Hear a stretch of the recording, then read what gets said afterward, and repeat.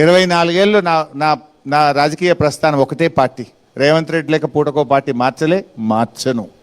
నేను పదవి ఉన్నా పదవి పోయినా వ్యక్తిత్వానికి ప్రాధాన్యత ఇస్తా. రేవంత్ రెడ్డి గారిలో పూటకో పార్టీ మారడం నీ వ్యక్తిత్వం కాదా?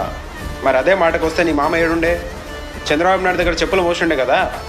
చంద్రబాబు నాయుడు మంత్రి పదవి ఇవ్వలేదని అక్కస్తోని బీఆర్ఎస్ పార్టీ స్థాపించి నీ మామ రాజకీయ స్వార్థం కోసం తెలంగాణ ఉద్యమం పేరుతో 1400 మంది విద్యార్థులను బలి తీసుకున్నాడు కదా.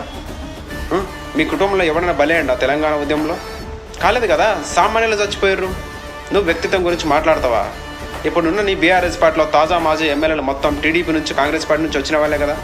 అంటే వాళ్ళందరికీ వ్యక్తిత్వం లేదని అర్థమా? చెప్పండి హరీష్ రావు గారు.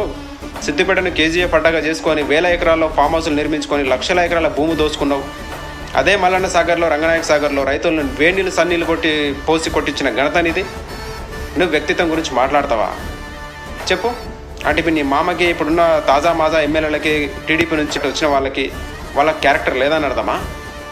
చెప్పు.